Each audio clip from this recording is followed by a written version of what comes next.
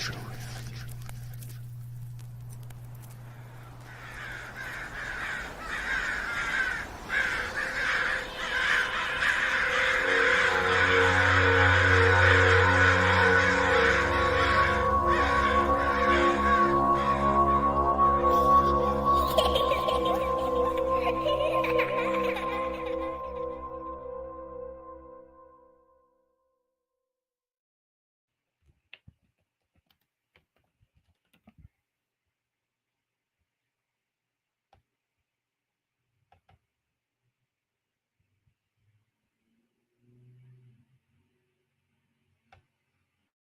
I had had enough.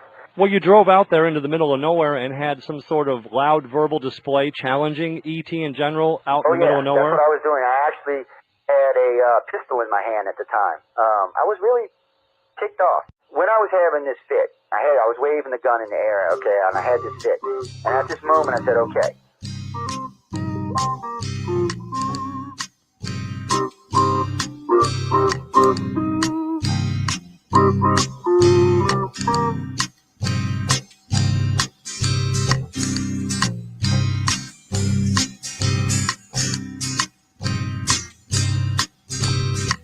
He was a Louisiana man named Montaldo.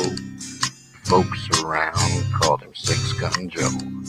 Worked with ICAR, don't you know? Investigating UFOs. Out for a drive with a gal one night, they stopped to check out the reporting site. When an alien lit right there on the ground, he commenced to throwing his weight around. Now, old Six Gun didn't take too kindly to that kind of thing, especially without Vaseline or anything like that, Seriously. Well, Six Gun looked that critter right in the eye and said, "Any last wish before you die?" Yo, reached for his gun, quick as a twitch, and said, "Fill your claw, you son of a bitch." Now, a legend spread across the land about this pistol-waving man. But if you're from space or from Earth below, you don't give no lip to Six Gun Joe.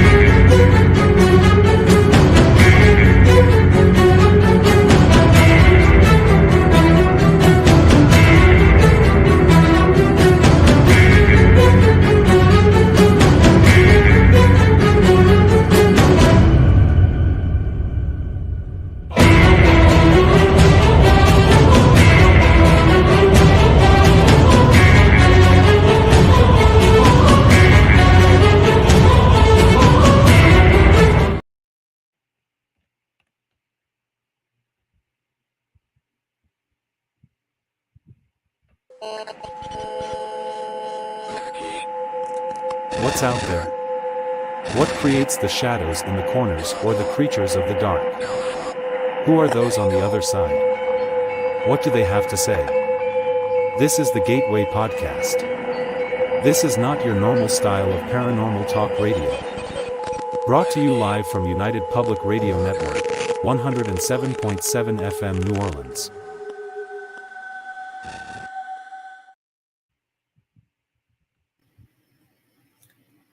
The Church of Mavis Radio Show, Friday nights at 8 p.m., 7 Central, starring Jeffrey Pritchett with his co-hosts Wham and Jay McNicholas, right here on the United Paranormal Radio Network, UPRN 107.7 FM, New Orleans. Welcome to Negotiating Happiness, the show that helps you find happiness, success, and balance in your work and life. I'm Adriana Fiestra, your host for this journey into entrepreneurship and personal growth. We're broadcasting live on 107.7 and 105.3 FM in New Orleans as part of the United Public Radio Network. We explore the latest strategies, insights, and stories from successful entrepreneurs and experts. From managing stress to building a thriving business, we've got you covered.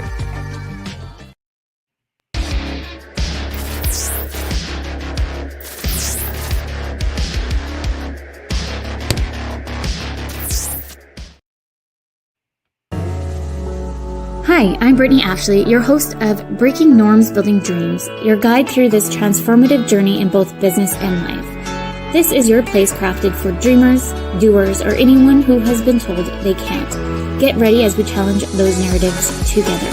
You're tuning in live to the United Public Radio Network, airing on 105.3 and 107.7 FM in New Orleans. We are streaming on all the popular platforms every Monday at 3 p.m. Eastern Standard Time. Join me for a candid and thought-provoking conversation celebrating your unique journey because you are worth it. Hi, and thank you all for joining us today. We are broadcasting live on the United Public Radio Network and the UFO Paranormal Radio Network, 105.3 on the Gulf Coast and 107.7 FM in New Orleans. Welcome to Paranormal Heart Podcast with host Kat Ward.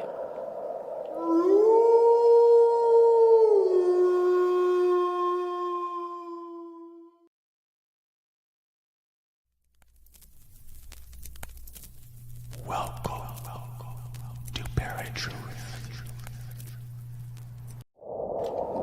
Welcome to Paranormal Heart Podcast.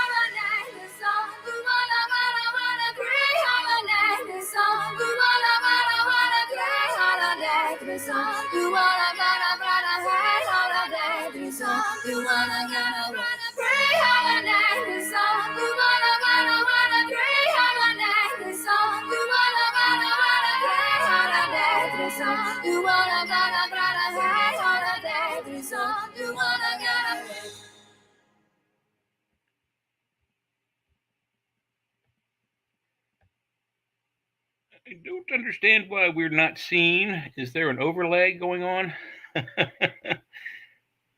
There must be an overlay going on. So There must let's be go find it. an overlay. Someone's in the studio because the intro song was changed. So someone's in there making their own show. Oh man, they're going to be messing themselves up, especially if they're going to get us. They're going to. Yeah, they got us too. We're going to wish they don't get us on their little thing. Where's so let's the go overlay? There, yeah. You find it up there. They should be right there. I don't see them. Oh, there you go. Oh, that's. Oh no, there's a clear. Where's it at? Oh, there it is. There we go. Oh yeah, somebody's definitely screwing around with the things. Yeah. Okay, rookies out there in the world. Don't fuck with the owner's studio. Jesus, man. You're trying to get your asses fired? Damn. Oh, man. Lord, I hope they're not watching. They're scared as hell now. No, that's probably one of the rookies. No, I wouldn't fire off of that. Everybody F's up. It's part of doing radio, live TV and shit. Welcome to UFO Undercover, everyone. I don't know what Jay was playing there. I was just minding my own business. Well, okay, so the topic tonight is, landmark UFO cases. The song is Obsidian, which has nothing to do with UFOs, but it comes from the album Igiza, produced by the artist Banco de Gaia. So we're talking about landmark UFO cases. There's a lot of UFO information about the pyramids of Giza. So I thought it would be a good transition into, we got Rendelsham Forest we can talk about. We got so there's a list. You know what? I'll put it in the comments for anybody that pops in. But there's one. The list is the one I was. How does this damn thing get behind us now? I don't know. Okay, wait. Just leave it alone. Whoever's messing with your station mess with it, and then we'll come back and correct it while they're live. Yeah. I'm trying to think who's, this is one of the paranormal shows. You can tell by the little witchy thingy back there. Right. Okay. Well, I mean, initially, we earlier in the week, you said that you may not be in early enough. You might be here a half hour later. So I would, I put my painting back there, and I was going to, until you got in, I was going to tell the audience who may not know about my UFO research history. I was going to talk about that for a little bit, and then say, I do these paintings as well, but. Since we got everybody in the building, and some invites are out for Sean and Leah and Mike. Yes, let me see. What did I do with it? I got it open somewhere. So somewhere on one of these million damn windows I got open. Here it is. Yes. So this is the link I want to give you. Now this is the one I was talking to you about yesterday that I couldn't find. Yeah, I know I got this damn link. So this has got like 15 or 20 other cases. It gives us something to go through. Plus, you click on it, it brings you to the information. So here, Maury Island, I'm not too familiar with. Tehran, I know, but all the others I'm pretty good with. So, but there's so many out there. I don't know them all.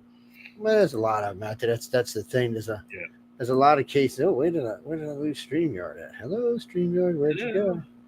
I know you're here because I can hear her. That's not you. Does this help? That's not you. Wait. Holy crap! StreamYard is now invisible on my thing. Let's go over here. Is it? Kurt, yeah. It's in Microsoft again tonight. That's what the problem is. I keep forgetting when I'm running it in Microsoft, and I got 3 StreamYard windows open. How the hell I got that going on? Oh, let's just close one of them right there. Oh, okay, that's much better.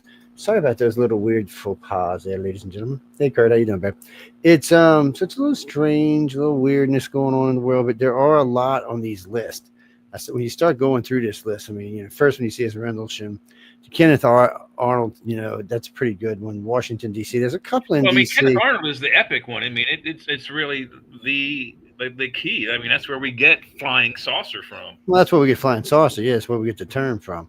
And then of course you got the DC ones. Well, there's some in 50 and 52. Well, the DC one was a double take, so they don't talk about it as much as the second one but it was around the same time in 1952, and then around the same time the following year in 53, the same amount of UFOs flew over in almost the exact same. Well, yeah. So they celebrated that in 2000 and 2002. Both times there was a celebration in DC because there was actually sightings in those 2 years in that month. So it was kind of weird. 50 years almost to the day, and here we got sightings flying around in DC, and of course, this is modern DC when we have missiles all over the place and jets all over the place, and they did scramble squadrons of F-16s. Well, what about that epic video out of Israel? And it shows the Dome of the Rock, the gold dome of the temple there. And then something right above it, a light is there. All right, sorry about that. The light is there, a UFO, and then it just goes, whoosh, and hundreds of people covered it with their video cameras. So, I mean, just as bold as the 52, 53 UFO flap in DC. Well, that's what I'm saying. There was but I mean, these 20 or so cases we're talking about, these are all cases. But now, ladies and gentlemen, these are really UFO cases. These aren't really alien abduction cases, even though there might be some funky monkey stuff going on in there. They wouldn't be what we call bread and butter of alien abduction stuff. They're more, I noticed Ketzberg isn't in there. See, all that bitching I did paid off. Man, I got tired of hearing about Ketzberg. I'm like, Ketzberg is not an alien, people. It's not alien. It's not alien. It is still a technology that may be derived from alien technology. We don't know. It could be the Die Glocke from the German experiments with time, or there was an acorn-shaped satellite that Russia lost, and it could be that. Either one. Yes, you know what? I'm pretty sure we just recovered one of Russia's satellite satellites crashed. Ooh, yes, I don't want to talk about that. Well, the whole network went down. You know what they were designed for? Elon Musk's Starlink. So wait a minute now. Elon's putting Starlinks all over. Already threatened Russia he would run his ships into it. His missiles to knock them down. But so Russia built something to go after his Starlinks. There must be something other than just a hunk of communication satellite up there. There's something else going on. I mean, why would Russia even worry about it?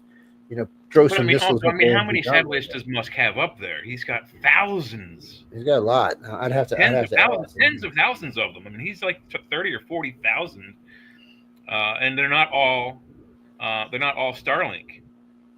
Some of them are for the government. So. Well, I mean, some of them, and then he's launched a lot of satellites for other people, that's what I'm saying. He has launched and or built over 40,000 satellites that are now above the planet. I know. I can't remember if it was 34,000 or 64,000 was his goal to get up there, but I remember here it was a lofty goal. Currently, he's got 7,135. By 2030 isn't? Yes. Well, hey, he moved it back some. It's pretty lofty. So right now there's 7,135 Starlink satellites flying around up there. Far more satellites than Russia has missiles, by the way. Far more satellites than any other internet service has. He's Comcast doesn't have it. Xfinity, they're like the giant, TV provider. But think about it. He's got all those satellites up there. He could go on a rampage just wiping satellites out all over the place. And I mean, his gold is much higher. And he could take those satellites and Drax out and drop them on the planet and do catastrophic damage. Yeah, but it'd be easier just to take everything out in space and let us kill each other. Well, he could do both. He could destroy all the satellites. We might want to keep that satellite network for when Little Drox comes back to Earth. Yeah, maybe so. Mini Drox. Mini Drox. That's what we're going to call it. Mini Drox. Or Baby Drax's grandkids, something like that. Yeah, Mini Jax. There we go. Mini X. Yeah, Mini X. There we go. 3 X's. 3 minis. I mean, I know, Bruce. There was an ungodly amount. They said actually by July of last year he was supposed to have 10,036 in orbit. So, but no, the number I'm reading is current from March 28th of 2025. He is just putting satellites up. I mean, all the time. Every time he launches something, they got satellites on board. Yeah, he's launching tons of shit. Yeah, and then what was it designed? Nearly 12,000 communication satellites in total he's put in space. What the fuck is this guy doing? See, I didn't say the real curse word, people, so don't give me no trouble. But I mean, he's doing something. Well, I guess we're gonna all find out in the future. What is this? 42,000 Starlink currently leads the development. Yeah, so he wants to have 42,000 satellites, and then with something higher up, another 42,000. So he's designed them so that they're thin side towards Earth, so they don't interfere with the sunlight or the starlight. But everybody said he could just turn them sideways, and they would make a great mirror, a great sunscreen for the planet. So I don't know. But then another guy last night I was listening to was talking about, well, I'm looking up and I'm seeing all these things moving in the sky. I know most of that crap belongs to Elon Musk. Well, it's probably true. Well, people, there's a lot of stuff in space. I'd have to ask, but I mean, it was an ungodly amount. Last time we asked, it was a lot. No, it's on one of these shows, but it's. I mean, if you count just the debris, broken nuts and bolts, pieces of glass, things that have fallen off all the spacecraft that we've launched from the 50s forward, it's in the millions, hundreds of millions of pieces of debris floating around our planet in very close proximity. And things that, like I said, small as a nut or a screw and as big as like a softball or a basketball. It's a lot, guys. Where was it? What is it? I use JTrack. You can go use JTrack to track all that stuff. It tracks everything. I mean, it does. You can see where it's at. You can even see when stuff's going to be burning up if you like, so you can watch in the skies. Current estimation is 500,000 between the satellites and the debris. 500, and this is 10 centimeters or larger. Wow. 10 centimeters is what? It's about an inch. Yeah. Inch and a half. No, that divided by 2.5, so it's like 5 inches. Yeah, so like 5 inches. It's I don't think a centimeter was that big. I'd have to go look. Hey Google, how much is 10 centimeters in inches? 10 centimeters is equivalent to 3.937 inches. 4 inches. Yeah, that's close. 3.97. Yeah, that's close enough. Sorry, it's a little less. Shut up, Chick. We ain't talking to you. It's a little less than an inch. That's what I thought it was. Just a little less than an inch. That's how I remembered metrics from schools, guys. Sorry. I mean, we had to learn the metric system. All of a sudden, one year, I think it was in 6th grade, they came and said, the United States is changing everything over to metrics. You have to learn it. I'm like, really? Really? I said, I had to learn all this other shit. Now we're not going to use this. This sounds like some bullshit going on here. But America never did adopt it. So, well, it still comes in handy. But even today, if you have like tape measures and stuff like that, they have inches down to the 8th, or actually to the 16th. So if you work at the Home Depot, they give you on your first day of orientation, they give you a Home Depot branded small, I think it's 16-foot tape measure, and it's cool. And it's down to the 8th. It's got on one side it's to the 16th, one side is to all the way to the 8th. That if you flip it over, it has, you pull it all the way out, it has all these extra charts on it. So it tells you about what 1D nail versus the 2D nail is. It tells you about all the different fractions on the ruler, eighths, fifths. It's fantastic. If you ever get a hold of one, there's much more information on the bottom of the ruler than there is on top, but it gives you all the information you need to help measure stuff. It is the most amazing. I have several of them, of course. I've worked there for a while, but I keep several in my house. Jay was collecting them bitches, man. Yeah, well, that old guy's gonna come for you. You better watch it. I wonder if he believes in aliens. That would be interesting to find out.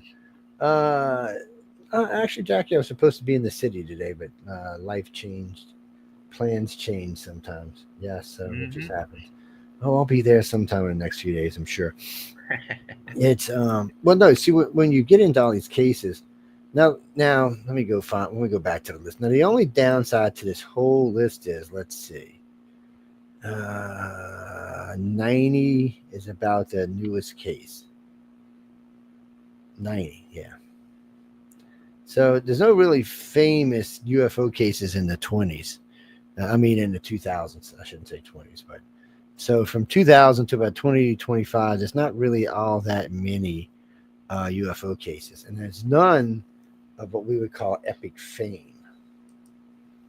None that just stand out, except for that was the 90s, wasn't it? Never mind. In the 90s, we had the several UFO flaps in Mexico City, and repeatedly again, like the DC flaps that spanned 2 years. These spanned several years in a row, but it was hundreds of devices in the air, not just 15 or 16. Probably us testing out our new drone technology. And then also Phoenix Lights is 97. Okay, here we go. We're going to use Wikipedia, people. Wikipedia. Now, we know Wikipedia is iffy skiffy. Well, no, that's true, but only on those articles that are publicly maintained and edited. So some articles, if you are knowledgeable of what the subject is, you can actually go in. If you're a member of, if you have a login, you go in and you can change and edit and put stuff up for articles. I did it. I added to the Nunchaku article. Well, I used to edit all kinds of stuff, and it was wrong as hell. Yeah, well, one time I used to edit all the time, and then one day they told me my personal account was a glamour account and threw it off. I was like, "Excuse me, it's the account about who I am and what I do." Because I ran International Community for Alien Research, and I hosted, and I did a couple other things. So that's kind of like, really. So we're going to go backwards on this. So the latest case. Now this is kind of cheesy, but we're going to go ahead and talk about it. Lake Huron. Y'all know what this is. This is in 2023. Aerospace temporarily closed over the area while the U.S. shot down something. So the question begs, was it an alien craft? Was it some kind of Chinese thing? Because, we've just been shooting down Chinese balloons and shit. Or was it something else? That was when, what was the name of that asteroid that was coming through, that comet, whatever it was? It was one of the Egyptian. Yeah. Oh no, Umu. Yeah, that one was Umu, which means nothing. Mumu is all I call it. So it's there were, as the thing approached the sun, it picked up. It did actually a couple of things it wasn't supposed to, but we're not going to get into that. Right as it approached the sun, they seen what looked to be like cylinders ejecting themselves from this thing. Now, it could have just been hunks of rock, and that's what a lot of people said it was. But it was also funny that a couple of days later, we're shooting down things over the planet, not just in America, by the way, that were these gray cylinder-looking things. Now, what bothers me is the ones I've seen in the ground at Lake Huron were empty. So is this something like out of Babylon 5, and there was a disease in there that's going to take its time to kill us? Or contained, troops or spies? Well, no, because they tracked it all the way to the ground. So I don't think I guess it could have had a cloak we didn't know about. But it's weird, people. It seems like this was just something that was checking out the planet. It sent some probes, and we shot a couple of them down. Yeah, Umu. There was some rumors that certain things were launched off of it, but even besides that, if that's unconfirmed, it changed speed, and then it changed course. More than once. More than once. Most inanimate objects flying through space don't change course unless they come too close to a gravity well, and then their course will change because of the gravity well. This thing literally went past our solar system and then turned around. Did a 180. And it's heading back towards our solar system. So the major course change do that. Well, the major course change in the beginning brought it closer to Earth, so it's a little fishy. That's all we can say. Even a lot of scientists seem to think this thing may have been extraterrestrial. There's a lot of them out there. There's a big debate even today that's going on. We know for a fact it is, because it came. We know they were able to track it back to, and I think the origin origin solar system. But what they're not sure of is whether it was a cleverly disguised craft. Well, yeah, they don't think it's from here. So where is it? They're thinking it's from. The last, because in the beginning they said it was something that was hiding out in the Oort cloud, and then it didn't have enough ice on it to be hiding out in the Oort cloud, and then they said it was hiding out somewhere else, and then they said it was probably from something to do with the way it was shaped. It was probably several thousand light years from its original place it started. Mm-hmm. So I don't know who to believe on that. It's a lot of there's a lot of guessing going on, is all I can say. I mean, it's a lot of fascinating information, but there seems to be a lot of, we don't think it's from our solar system because it's never been seen before. But it might be seen again. So yes, but yeah, it probably will be seen again. Then they're just not sure, and it changed the directory kind of to get closer to Earth, and then it changed to avoid being eaten by the sun. So yeah, I don't know. It just seems like there was some intelligence going on there. The key course change is once it exited the gravity influence of our solar system, meaning it went beyond the Oort cloud, it turned around, and it's coming back according to trajectory. Yeah, once they get another pass and see, you gotta get a little closer this time. So what would turn it around? I mean, look, if something is traveling in space at X speed this way, and it gets near a gravity well, it'll change direction, but it'll still be keeping in that same general direction. It may turn a little bit left or a little bit right. It's not going to go and go back directly on its original path, which is exactly what they're saying this thing did. Well, we'll have to wait and see. I mean, it didn't take that long to get out. It's only been 2 years since it's been by. Yeah, it's not long. So, Denise will get to see where it's going. Yes, we'll probably be alive when it comes back. Oh, yes. Hopefully it's not coming back to wipe us all out, and maybe to see how its plague get let loose in those canisters they're doing, Maybe it's a binary plague. They have to come by and drop the primer and then come back again once the primer is set, and then put in the second, like an AB.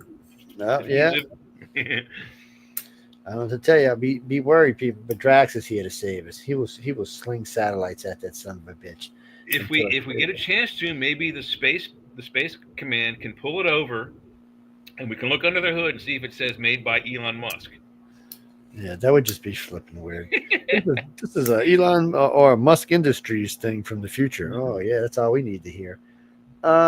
Jesse, so the next one, which is also in so the one we just looked at was 12 February 2023.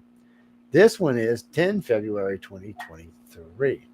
This is, guess what? Another Department of Defense. So the other one was aerospace and defense, basically, when they closed up the area so they could shoot it down. And then this one, of course, is from the Department of Defense as well. It was something about the size of a small cloud. A car was flying northeast approximately 40,000 feet, posing a risk to civilian flight. Wow. And it says octagonal object with strings hanging from it was detected over North Montana, Wisconsin, and Upper Peninsula of Michigan. I don't know that. So it was all over the place, but still stayed in one area, but all over the place. Guys. Well, I mean, the article even says that AIM-9 Sidewinders were used. Minnesota Air National Guard was involved with an F-16. That's some serious stuff. If we're flying our Air Force over our airspace and shooting out of the sky things that appear to be not from here, that's significant news. It is. It's very significant. Now, guys, girls, as we're going through some of these we may stop and spend more time on. Some of these newer ones, or pretty much what you get is what you get, because there's not any real information. That's what I'm saying. There's no really legacy cases in the 2000s yet. Yeah, because we're 25 years into it. Some of these legacy cases are 50, 60, 70, 80 years old. Yeah, so it's so we just haven't seen that yet. Because like the Lake Huron case, none of them are going to turn out to be legacy cases, just not what they are. Now, this is Clayton, New Mexico, flight 2292. So I wonder, 2292, what air? Does it say what airline it is? I think it's a United, isn't it? I don't know. I'm just reading the outline, the front part, the footnotes on Wiki. It's just reported seeing pilot reported seeing an object over New Mexico shortly after noon, local time Sunday, February 21st of 2021. FAA air traffic controllers did not see any object in the area or on their radar scopes. Well, that's not unusual. But you see, what is? I mean, that's all fine and dandy, and it should be reported to Peter Davenport's sighting, but it doesn't really give you anything. Here's another one in February 2018, Desert, Arizona is all it says. 1920? Wow. I'm sorry, 2018. February 19, 2018, sorry. I just looked at 19 and 20 and said 19. Yeah, I was like, 1920, that's early. Left 18 out of there altogether. Sorry about that, people. This was filed by commercial pilots. So, unidentified flying object above Arizona. Investigators reported that the pilots most likely saw a high-altitude research balloon. Boring. Okay. January 5th, 2009. Ooh, we're getting closer back to the 90s now. Morristown, New Jersey. That sounds like an interesting one. What happened on that one? Aliens don't go to New Jersey. What the hell would an alien want to go to New Jersey for? Yeah, especially Norristown. No, I mean, come on. We're not buying this. What is this? Let's see. 2009, 5 unidentified red objects were seen over in Morristown, New Jersey on April 1st of 2009. Whoa, wait a minute. I don't like that. Joe Rody and Chris Roosters admitted it was a hoax. Yeah, okay. Yeah. Boo. Well, no, they actually reported on January 5th. They just said it was a hoax on April Fool's Day. Oh, I got you. Okay, so here we go. 2006, Illinois, Ohio Airport, Chicago O'Hare is what I should say, and sighted in 2006. Now, this was an interesting sighting, but what is it? It was just a saucer-shaped metallic aircraft hovering over gate C-17. Now, I'd have to see the airport and see where C-17 is, what the relevance is, but it was just sitting there.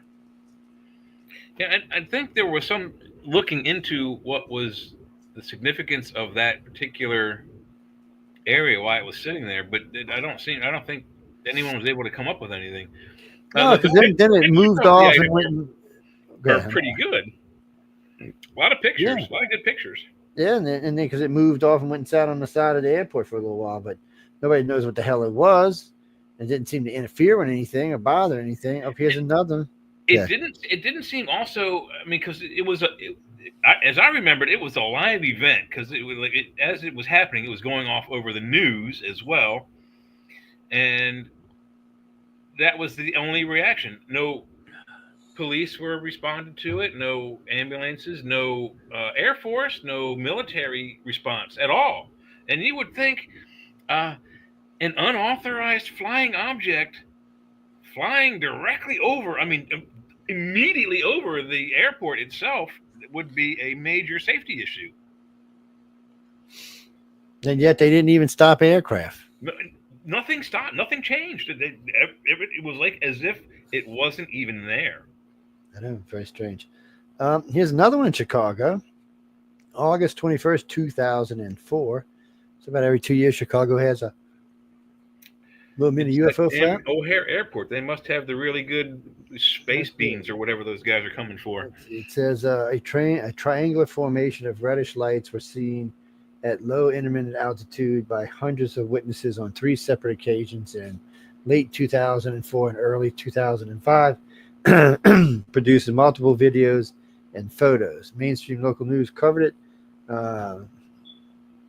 over the suburbs of Chicago, Illinois, and it just says, near. It says busy airspace near O'Hare International Airport. We should have known that was going to be in there somewhere. Jay's right. That's where all the good, not high in cholesterol people are. I'm sorry. They're coming in from the Chicago deep dish pizza and flying back to, Aldebaran with it or whatever. Now, here we go. Highland, Illinois, sorry. Black Triangle UFO. St. Clair Triangle UFO, Illinois, Southern Illinois UFOs. What year? 2000. January 5th. There's another one on January 5th. It's kind of weird. Oh, the other one was a hoax on January 5th. That's right. Never mind. It said occurred on January 5th over the town of Highland, Dupo, Lebanon, Summerfield, Middle East, O'Fallon, in Illinois, and some other place I can't even pronounce. Beginning shortly after 4 a.m., 5 on duty Illinois police officers and separate locales, along with various other witnesses, cited the report of massive silent triangle aircraft operating an unusual range near somewhere, hovering an incredible high-speed treetop. Oh, okay. People, you got to learn how to write. Hover to incredible high speed at treetop. Okay, I must have wrote this. Jesus. I was wondering why it wasn't coming out right. ABC examined the footage and said they thought it was good. And then Peter Jennings, I even talked about it. Whoa. Peter Jennings talked about it. I don't know. Okay. All right. Here we go. Now, this is the first actual case of any substance coming up. Now, it's not in 2000, by the way. It's close. It is March 13th of 1997, which is a friend of mine's birthday, by the way, who lives in, guess what, Phoenix, Arizona. She's also used to be a doctor, now a ufologist. Anyway, this would be called what most of you laymen would call the Phoenix Lights. Ooh, the Phoenix Lights. So, question number 1, how many people live in Phoenix? It's a big city. I've been there. Where is? I never have what's her face in here when I need her. What, 1 million, 2 million? Hey, Google, what is the current population of Phoenix, Arizona? In 2023, the population of Phoenix was 1,650,070. Not a bad guess, Joe. So back then would have been about 1, 2, I would say. So out of that, and not including the people living in the suburbs around the city, which we don't even know what that number is. Well, even in 97, if we knocked off 300,000, I think the population back in the 90s was probably more like 700,000. Because I do remember them saying the population of the city was something of that nature, 800,000. It was not quite a million, but round up, round down, whatever. We're at that same. But if you add in all the suburbs and all the hills folk and stuff, I would imagine we're still going to over 1 million easy. But well, I mean, regardless, it doesn't matter. It's a whole bunch of other cities as well. So, I mean, probably more than 1 million people saw it. But less than 14,000 people reported seeing it. Yeah. That's it. And what's bad about it is it was on live on the local news. See, there's cases where this has happened, where during a sighting it made the news. Yeah. So this was on, but yet still only that few of people saw it. And a lot of people said they went out to go see it and it wasn't there. Or they saw something else. So what exactly was going on? It's not the only case. The big one down in Mexico City was the same way. 22 million people living in that city. Less than 1 million people saw it. I mean, still a lot of people saw it, but why did another 21 million see it? I mean, the police chief was on the radio with Hamid Massan and on the local news saying this damn thing's hovering over our city. It sounded like something out of one of them freaking sci-fi movies where the big saucer's about to level the city. It was creepy, man. I mean, and like you said, I remember the exact. I don't remember the exact day, but I remember the exact incident, and it was on every news channel for a couple of hours. Yeah, because it was a big deal. I mean, it was a big ship. I mean, Mexico City's a big city. Arizona's a big city. It's not as big as Mexico City, but still, it's a big city. It's spread out. It's not tall, but it is spread way out. So, I mean, you've got these cities like this where you should have had way more people see stuff than they did. That also brings me back that I think only people who's been taking can see it. It's probably why. It's probably why those are the ones that knew what was going on. They were probably the ones drawn out to go look at it. Including the city's mayor was one of the few reported sightees. Yeah, well, we know that, police chiefs, I mean, we know policemen, and yes, thank you, whoever you are. I mean, politicians, lawyers, doctors, it doesn't matter what walk of life you're in. Contactees come in all walks of life. But a friend of mine said he's police in the desert. It brings up Lonnie Zamora, which is an extremely interesting case. That's and so wait, there was two of them. So no, there was actually more than two. So there was the one with him, and then there was the one where they had the 9 cars zinging all over the place in the middle of the desert, tracking this thing around. And then there was another one besides that. It'll come to me. But see, the thing with go ahead. The way I remember the Zamora case, because I followed it pretty well. I think it's 1967, and he's at the time a veteran policeman. I'm not a rookie, not a first time guy. I mean, he's 5, 6, 7, 8 years on the job, an experienced police officer, and he sees something like a fireball crash into the desert. So he goes to investigate, and there's a silver egg on a tripod standing on the ground with 2 humanoid figures. And a lot of times they show them around a campfire, but I don't think they actually had a campfire. And he describes them as having silvery clothes. And I may be pulling another UFO case into it, but I know there was pictures of a few alleged aliens in silver, shiny silver, like aluminum silver outfits. And I don't know if Lonnie Zamora took those pictures or it was another case similar to Zamora's where the same type of craft, a silver egg on a tripod, 2 individuals in silver clothing. When Lonnie saw those pictures, he said, "Those are the guys I saw." And he's a policeman, so his word in the court of law would supersede mine, even if I said, "No, those aren't the guys we saw." Well, he's who else? Let's see. There's been a couple of cases where there's been something like that on a tripod with somebody walking around. Rendelsham was one of those. Rendelsham is, but a different shaped craft. It depends who you listen to. That's the other thing about Rendelsham. Silver egg, kind of like the Mork and Mindy egg. I know. Yeah, kind of like the Mork and Mindy. So when you listen to, I forgot which one it was. Not Charles Hall. It might have been one. It might have been Pennis. It might have been Burroughs. But one of them was talking about this craft being kind of shaped like an egg. And the other guy said it was more rounded and then kind of teardropped out. But then one of them says it's a triangle. Yeah, and that's what I'm saying. And then Holt described it as something else. Yeah. And then there was some other descriptions besides that of the guy who walked up and touched it. He described it kind of like a saucer with edges. Like straight edges on it. They may have been messing with the men's minds the way they do to make them see them as humans. But I believe it's Peniston is the one who had the download of the 0-1 data, the binary data.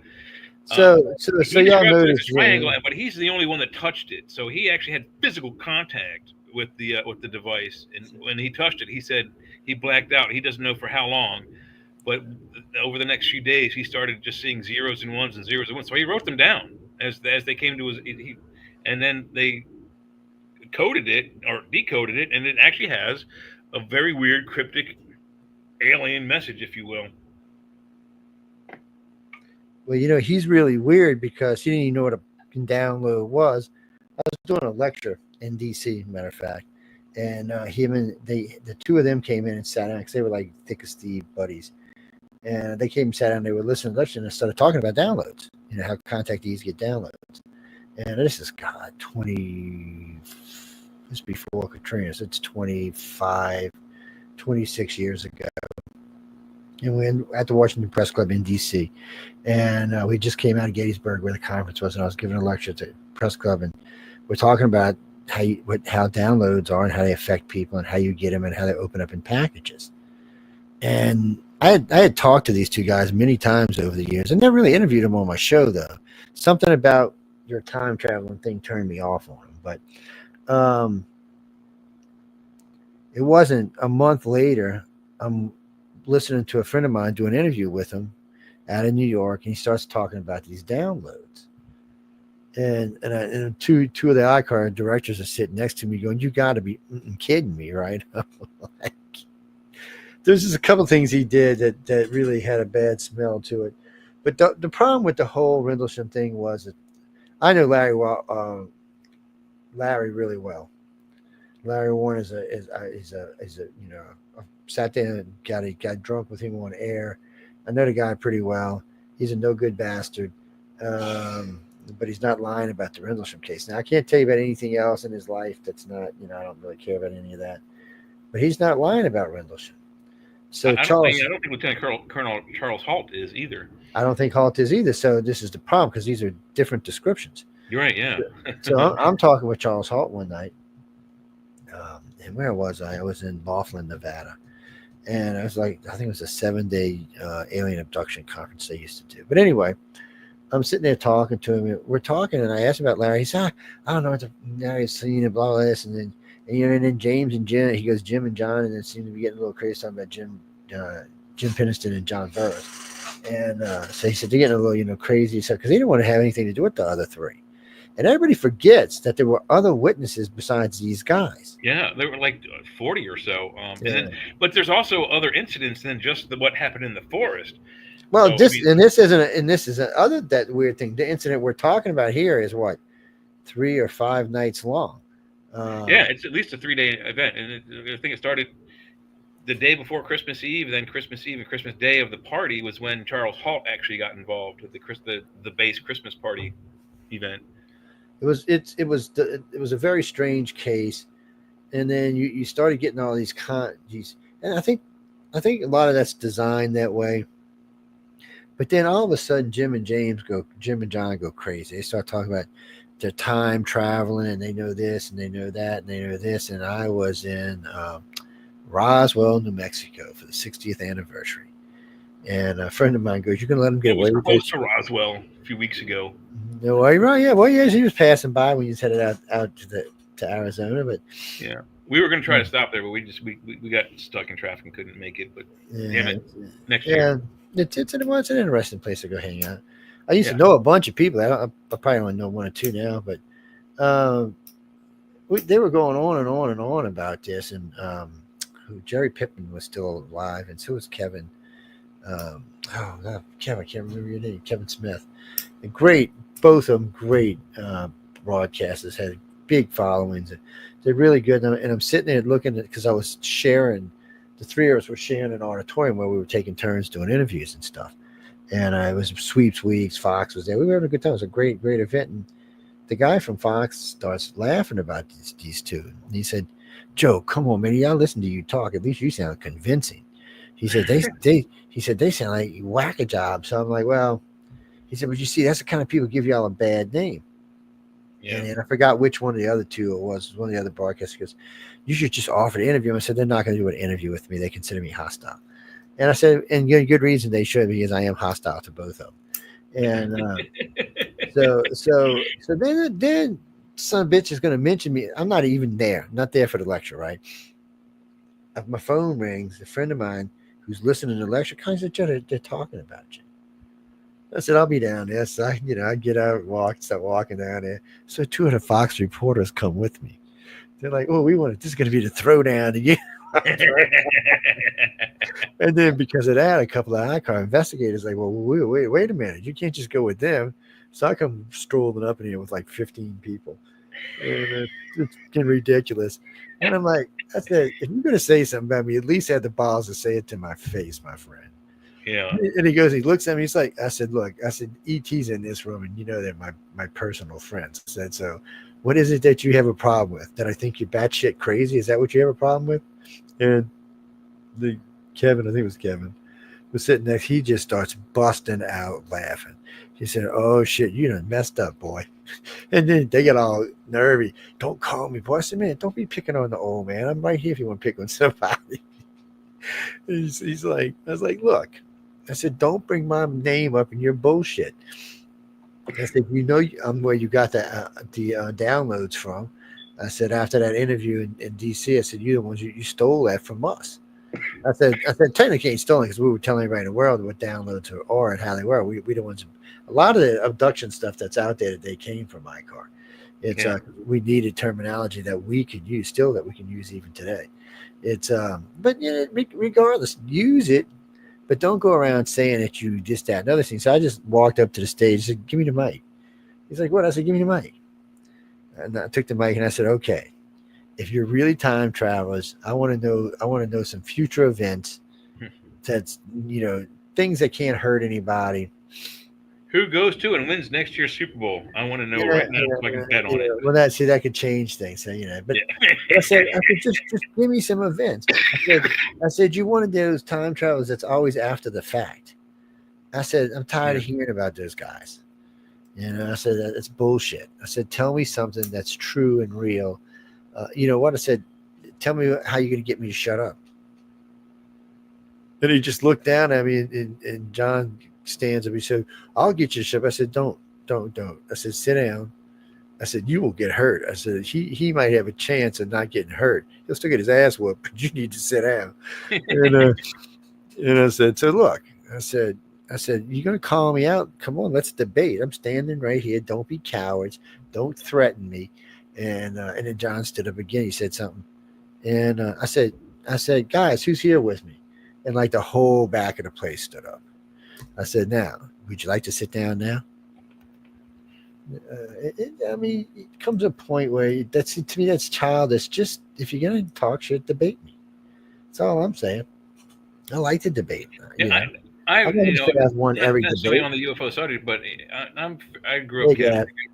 I love arguing with people, even on the Bible, and you'd be surprised. Even UFO researchers, you'd be surprised how much they don't know. I mean, I've people that want to ask me about it that don't know anything. I say, look, if you honestly go and read, and I'll tell them a couple of books, read these few books, and then get some information and come back. Then we have something we can talk.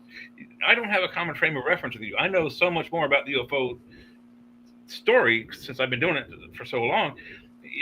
A layperson I can't talk to. I mean, that's why I love this forum. I have experts that know as much as me, if not more. And it's such a hard subject. Most people don't know anything about their religion. And I get in arguments with people on the Bible. And then I tell them something that's in the Bible. And they go, oh, that's not in the Bible. I'm like, all right, tell you what, conversation's over now because you're getting angry.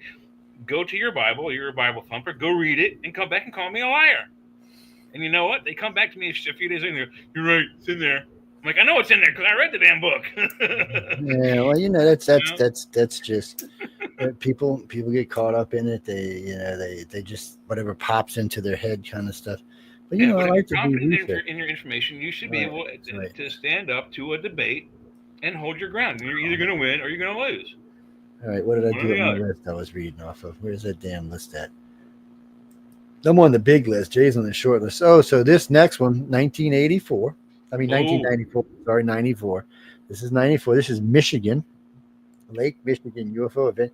And there was a lot of events over the lakes, Great Lakes, and you hardly ever hear about any of them. Well, they go to visit the Edmund Fitzgerald. That's why. Yes, Edmund Fitzgerald. The poor thing. What do you mean, Jack? No, that's a true story. Over 100 witnesses reported 5 to 6 objects cylinder shape with blue and red and white green lights across the bottoms and sides. Wait, what?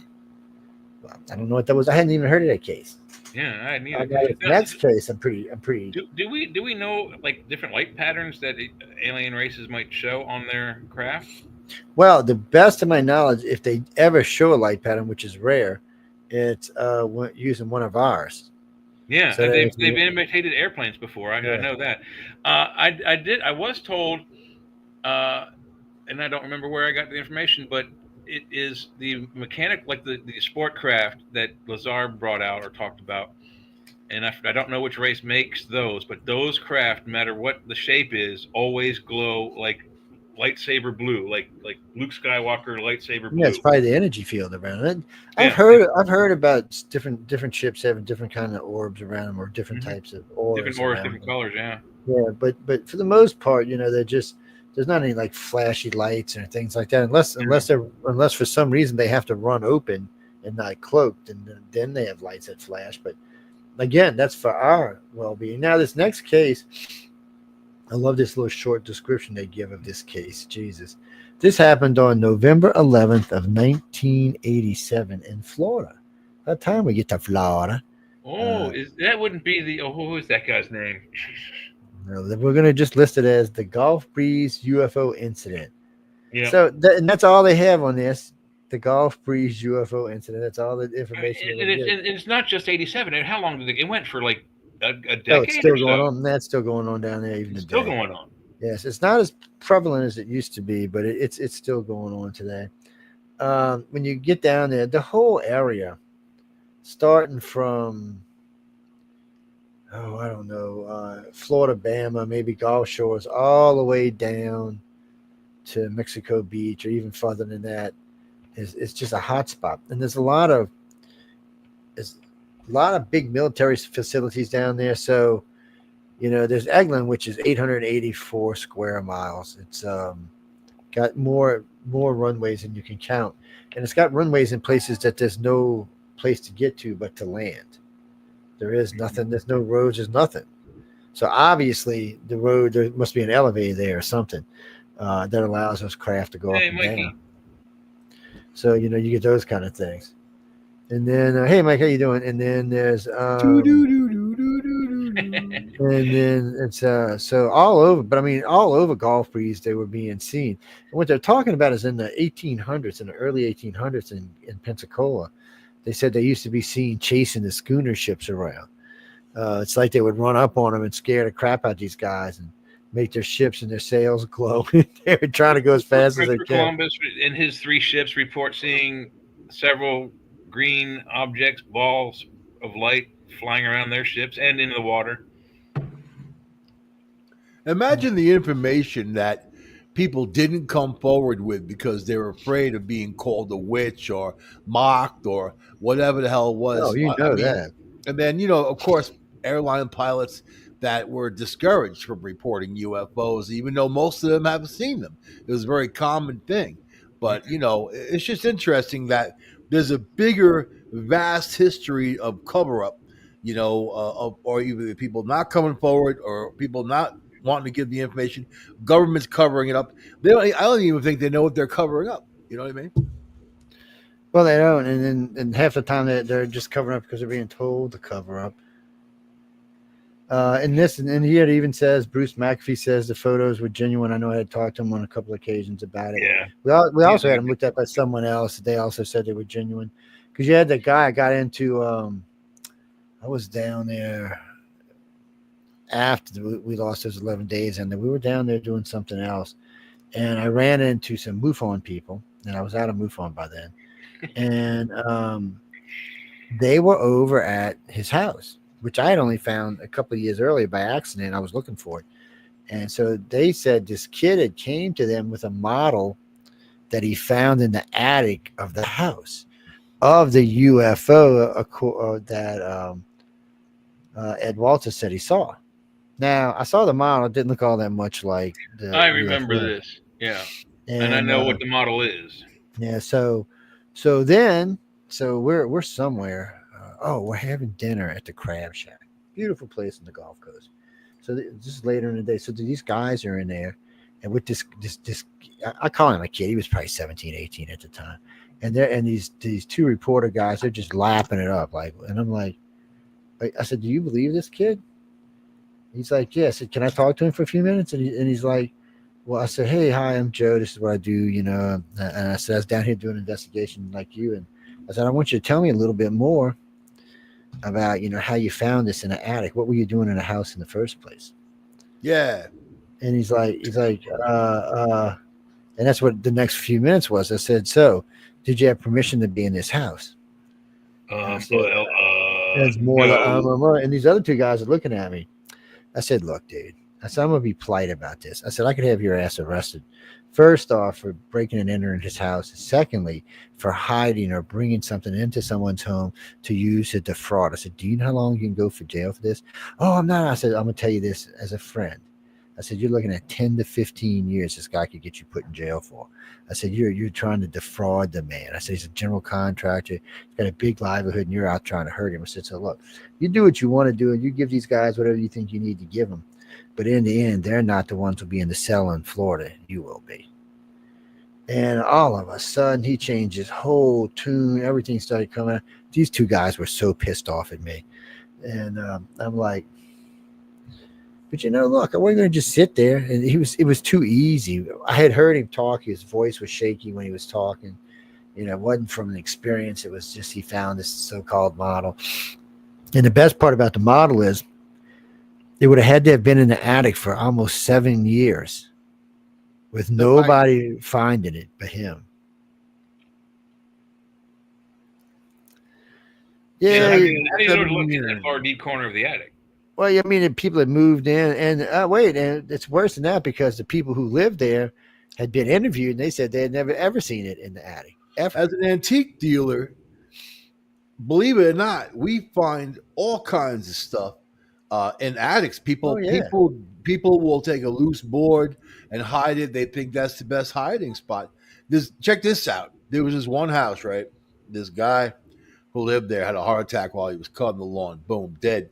And then we went in to do, the estate. They were having a sale and whatever. So I was in the attic with a couple of other dealers. And then one guy opened up a panel in the wall. Out came all these Japanese swords from World War II that the guy had shipped back, and plus a bucket of jewels.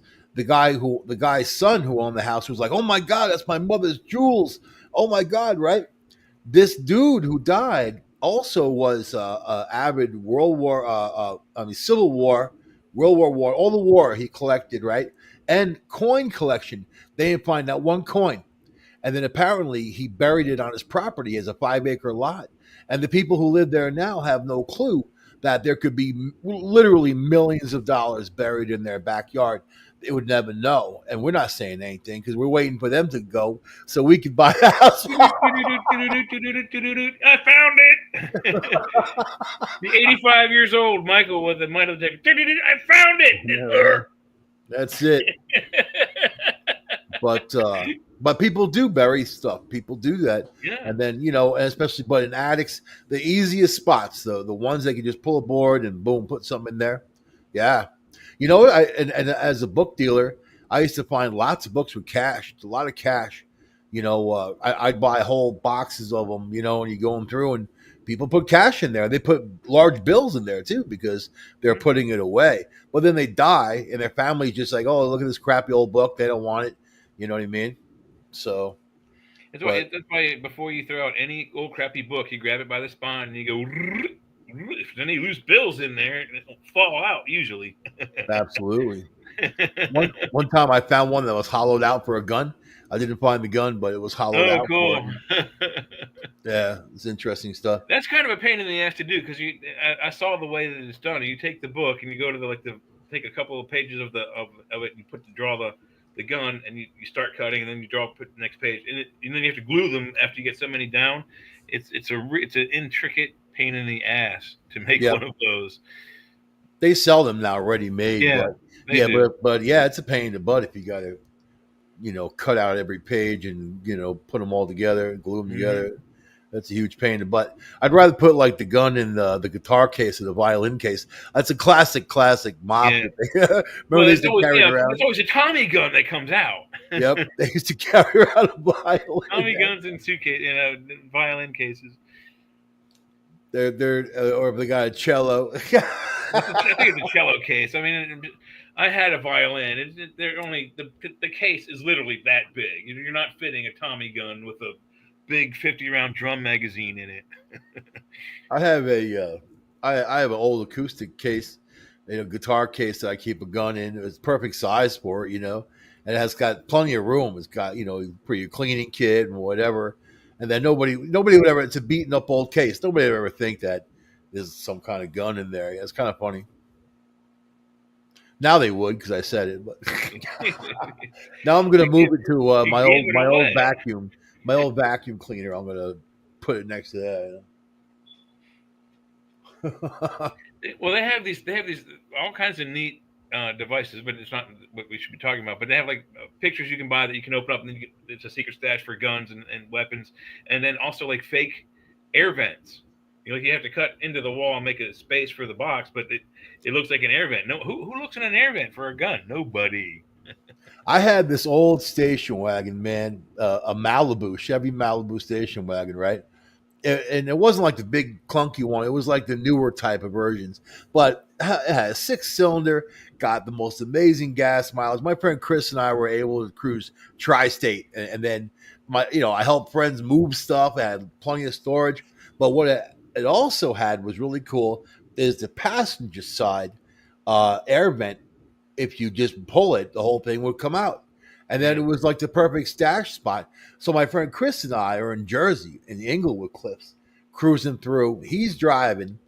He has no license on him. I have a suspended license. So I'm in the passenger side. The car below was my mom's name. We were super young.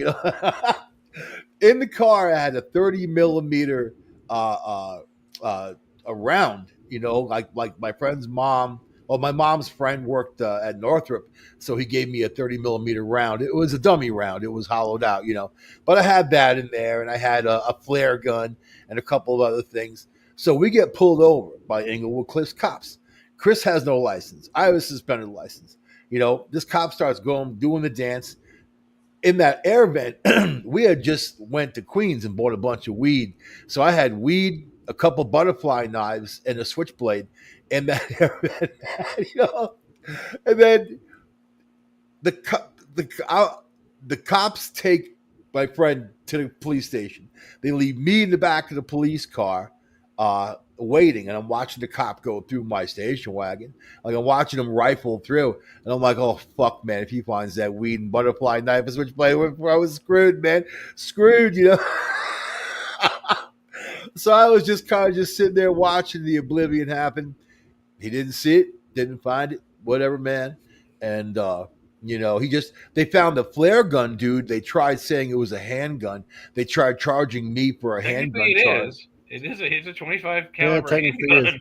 But they tried charging me for a handgun. We're way off subject here. Getting back on subject. I had a boat. So, but they tried charging me for a handgun. They said my tools were burglar tools. And they were just trying to mess with us every which way, So, but our moms had to come bail us out in the morning. That sucked ass, man. And we had to sit there. And the same jail cell, they found my other friend, Mike, from the same town.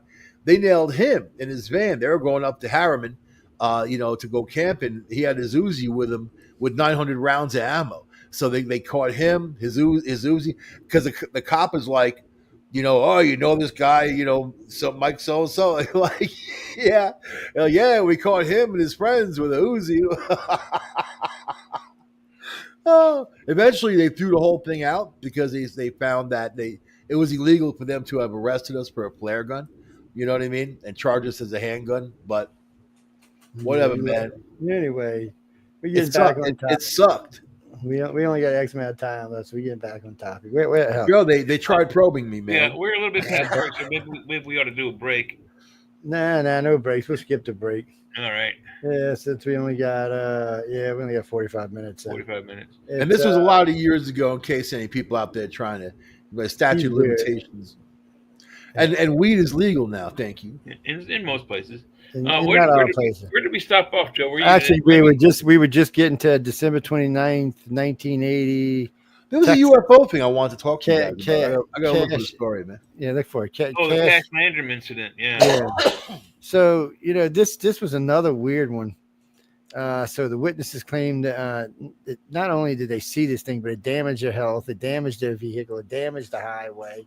Yeah, it seemed to be damaged in their description because as it came down, it was leaving. It had a trail of flame underneath of it. Yeah, it clearly says a close encounter of the second kind due to reported physical effects on the witnesses and their automobile.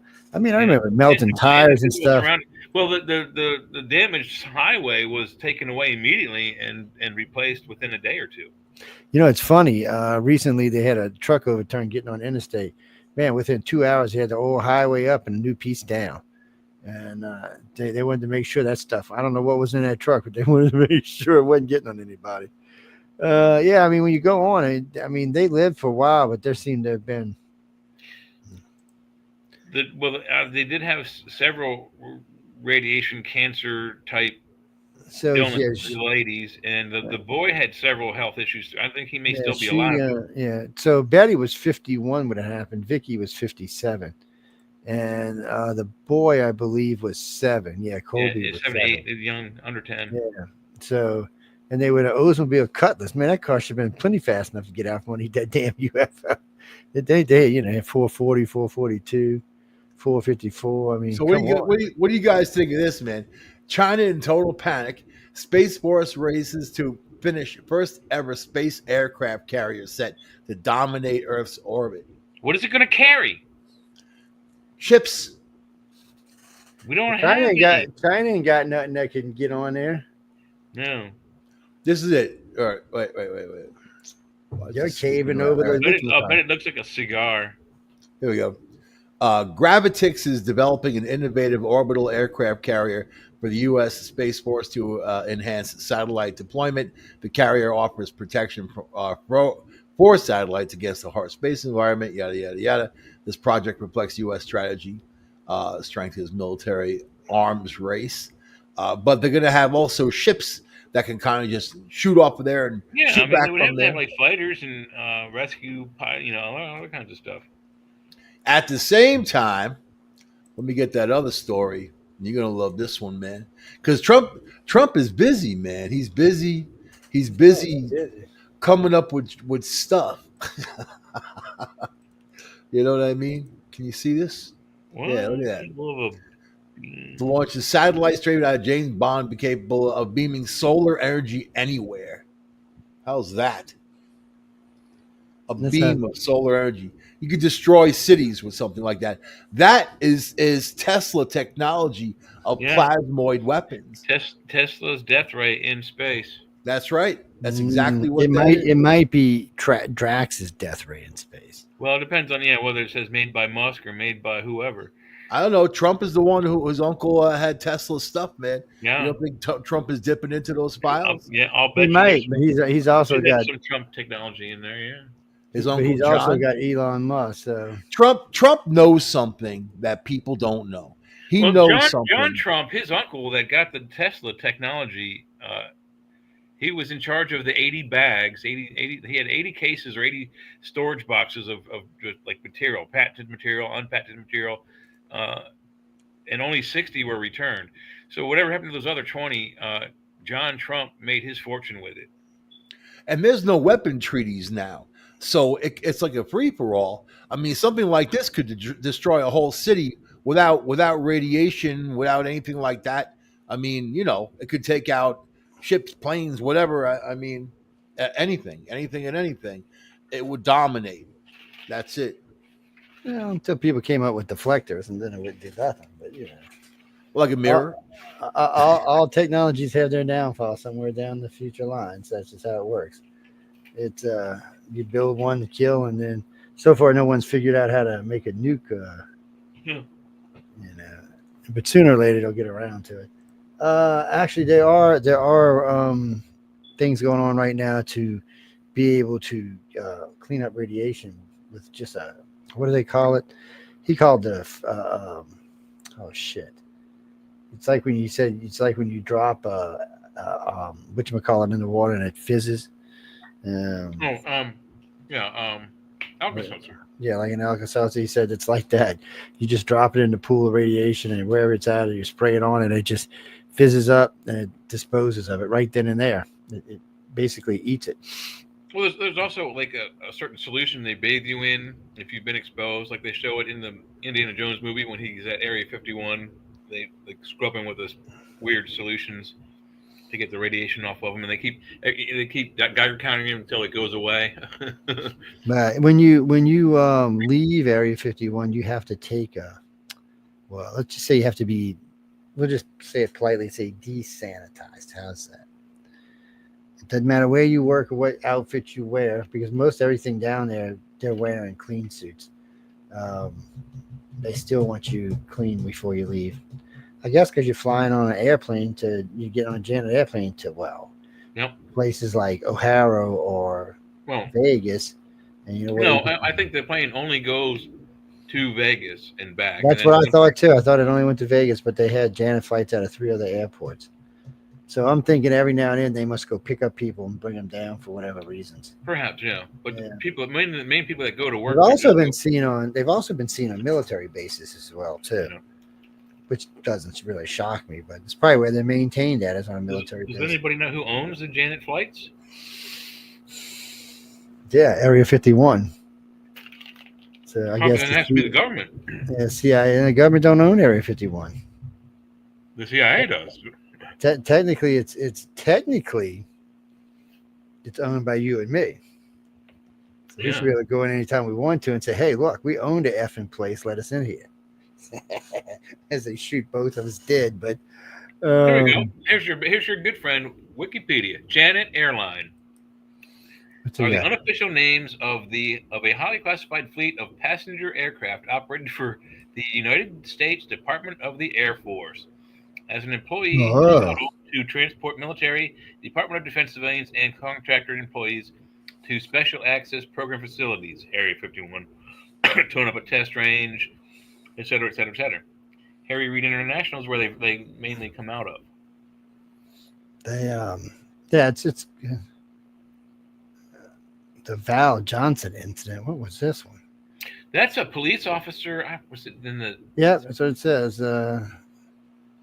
Was on duty and driving close to North Dakota. Where is it? Val Johnson. Yeah, there we go. Yeah. It's 1979. I was going to say 97. 1979. Yeah, no, it's way back there. Council Bluff. That was 1977. Yeah, this is a little longer list than the other one we got. Snowflake, Arizona. Come on, y'all should know what Snowflake is.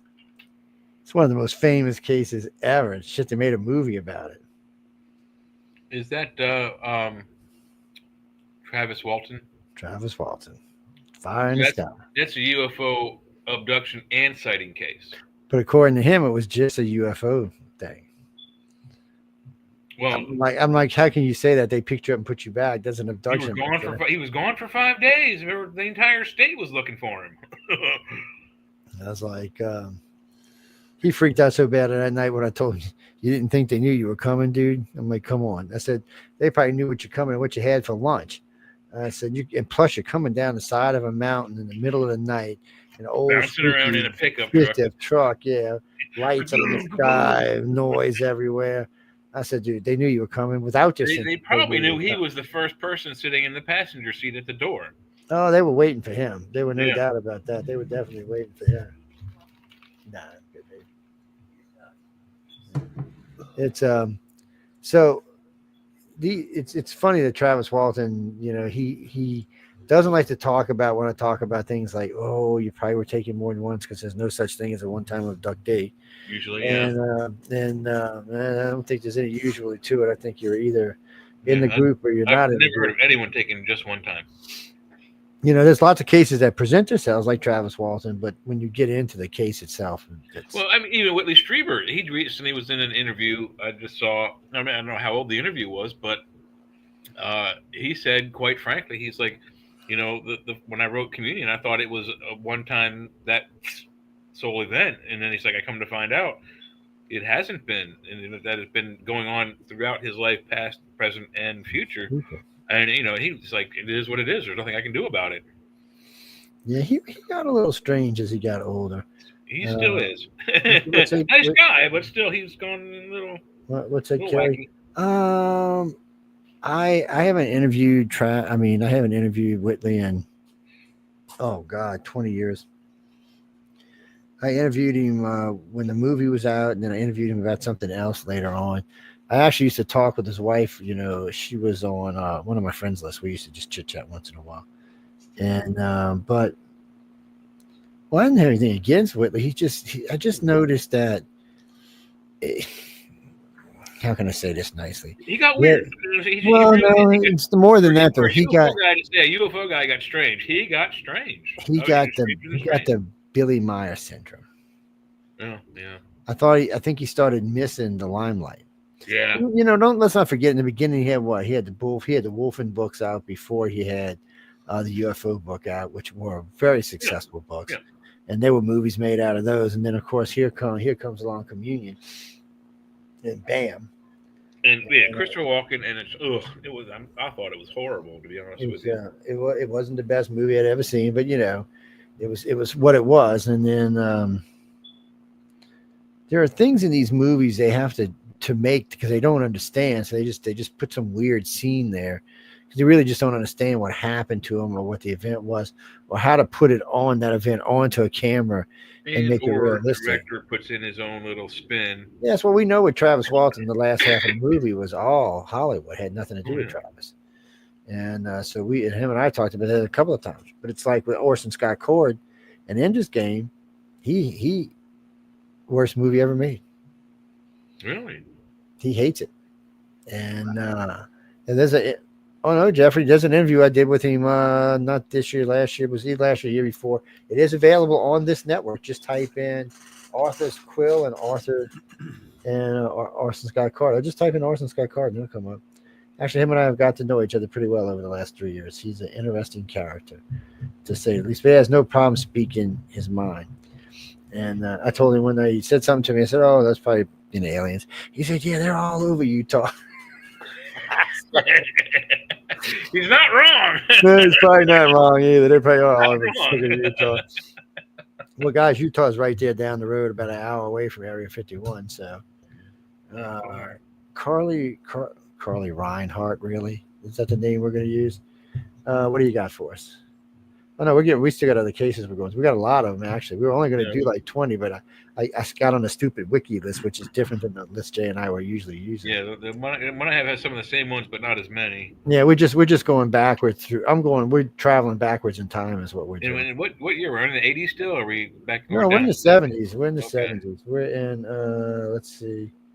We're actually so Snowflake was 75. So this one I don't know about, the Emilson abduction.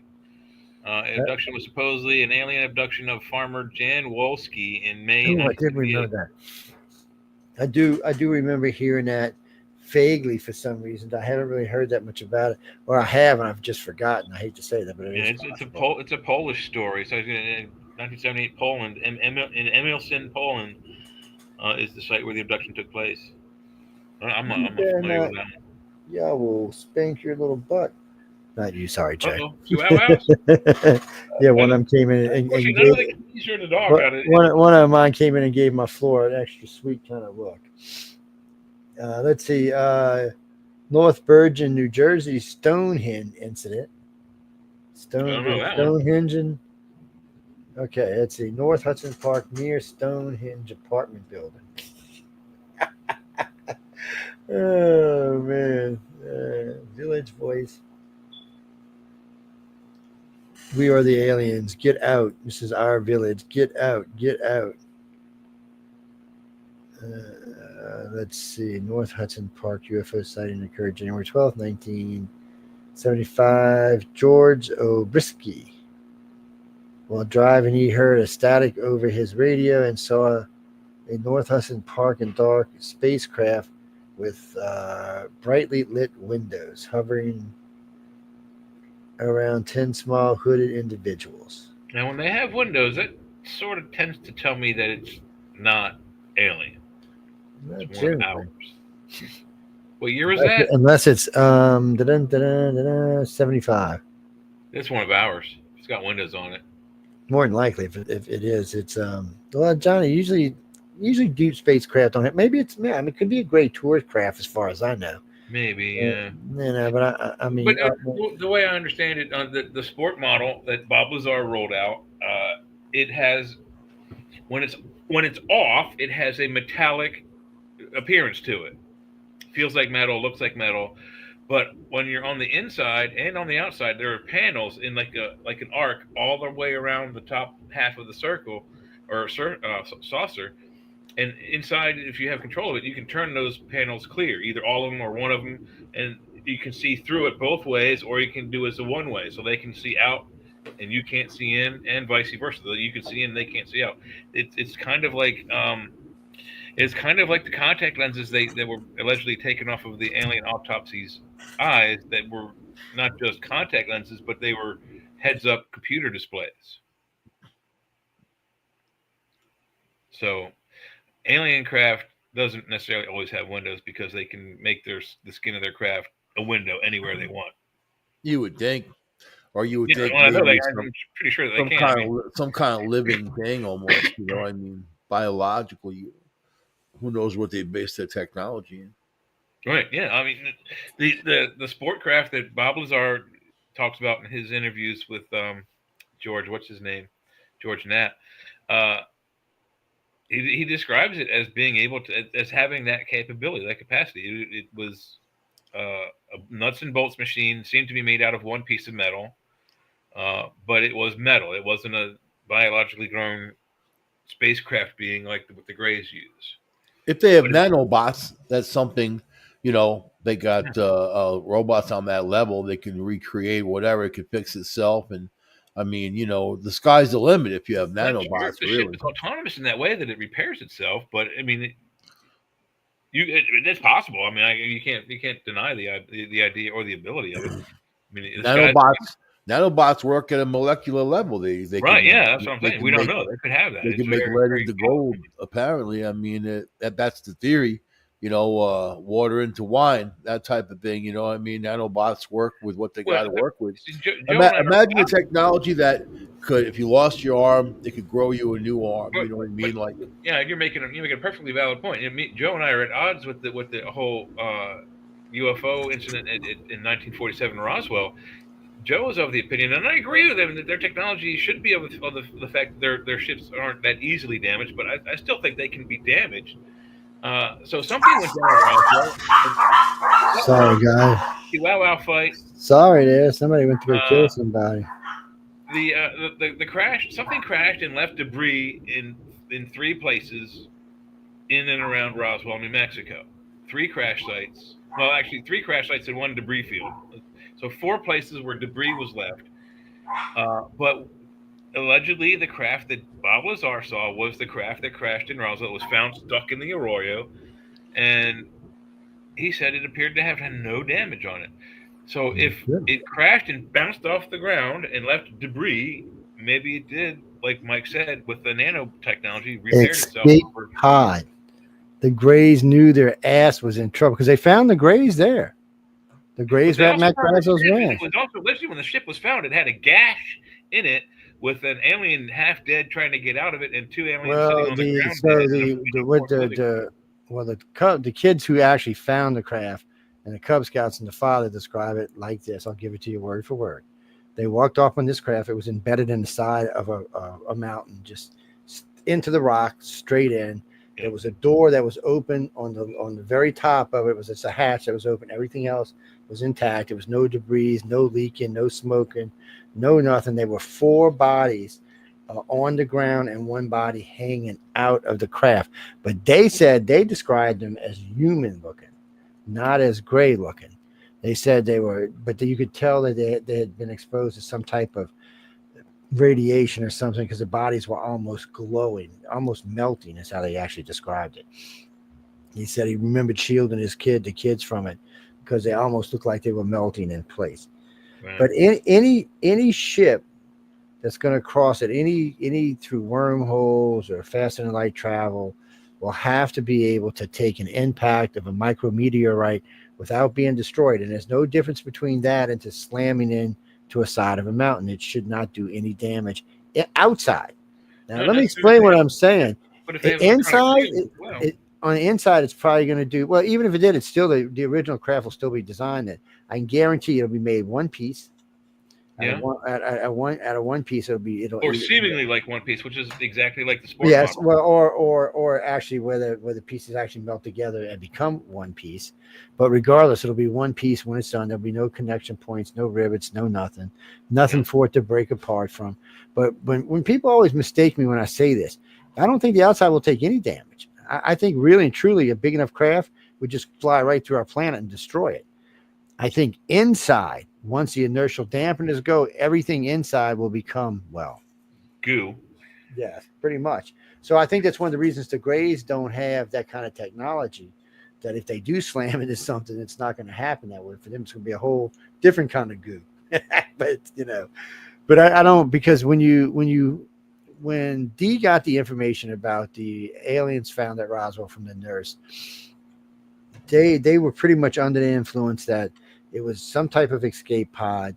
Some people said they thought it was a shuttlecraft that got in the way of the damn spacecraft or and ran perhaps into another it. UFO type craft as a chase vehicle that crashed and left debris that wasn't made of the same type of stuff. Whatever it wasn't something that was made. It was for something like what we use, like the shuttle, made to go in and out of space. But you say that there are bodies found in that debris as well, and I've been researching it for the longest time, and I've never heard anyone describe bodies on the Proctor Ranch. The original. So what if there were two? What if there was like a training mission, and you got Sands Missile Base, Sands Range?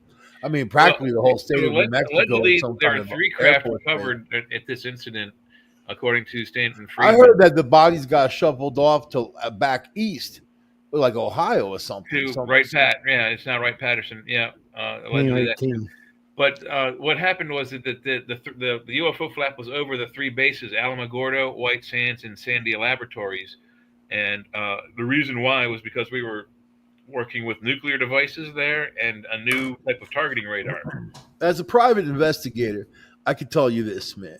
If you don't have the direct evidence, you can look at the actions around the evidence to judge how serious or not serious it is. You have a lot of government agencies coming together telling people to shut up, moving things around, doing abnormal activities. So obviously it was something they wanted to hide from the public eye.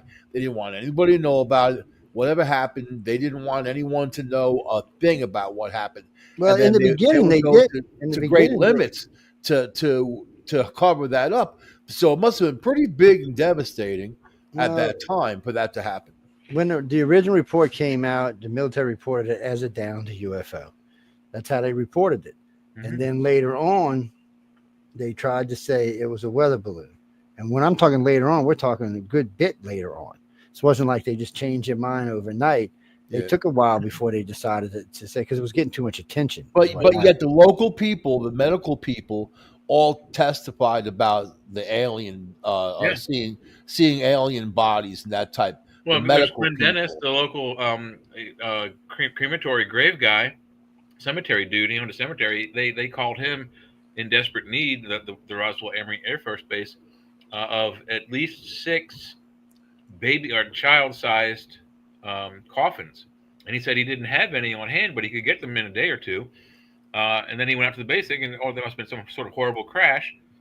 And then when he got there, all the activity around what was going on, he allegedly was told by one of the nurses that there was some stuff going on, and she told him later about the aliens. But that's third-hand knowledge. It's really only hearsay from the. Well, look at the good side.